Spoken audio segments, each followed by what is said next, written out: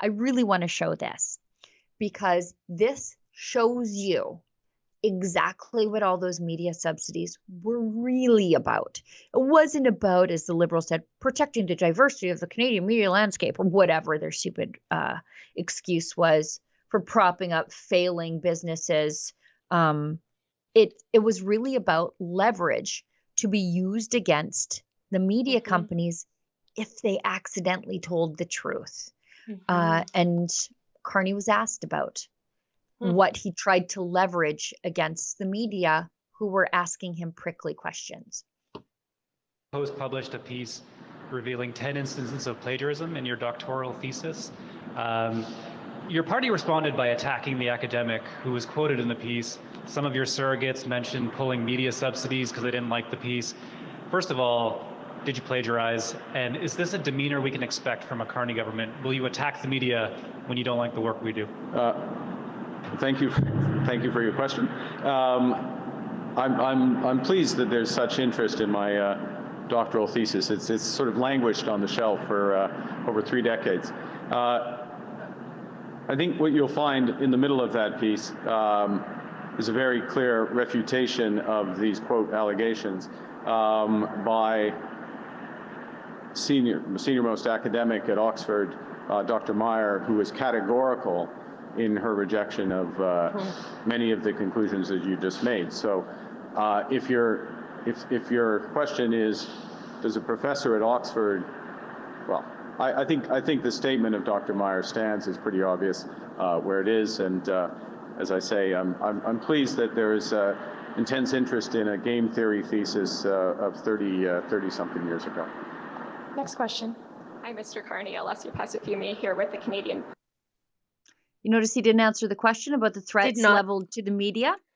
Did not answer the question. Again, we see him obfuscate around it and say a big, humongous word salad and not say anything of substance as it pertains to the question that he was asked. It's real interesting that he's, his defense is, well, the person that supervised my thesis said that I did everything right, because she's not going to implicate herself, Mark Carney. She's not going to go out on a limb and be like, oh, I did a piss poor job at Oxford supervising his thesis, and oh, oops, no, actually it was. But this is real telling, because the mainstream media was threatened, right? They were threatened to have their subsidies taken away if they keep up this line of questioning. And they need to start acting with some integrity and asking those questions anyway, demanding answers to their questions anyway. Subsidies be damned. Right. Like on some level, I'm like, live by the subsidy, die by the subsidy. But also, this is what happens when you take the money. They own you.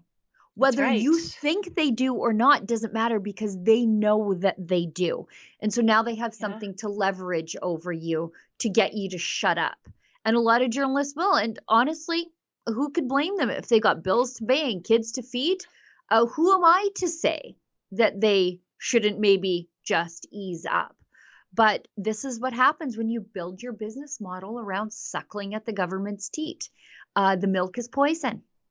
That's right. That's exactly right. Well, I'll be the first one to criticize those people, though, that say, well, I've got bills to pay. Well, I've got obligations to make. Well, try being a conservative in Canada for these last 10 years. More conservatives have had to put their neck out on the line to defend freedom and defend what's true.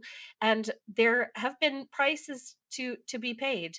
But when you are pursuing and defending freedom, well, it makes it all worthwhile in the end, doesn't it, Sheila?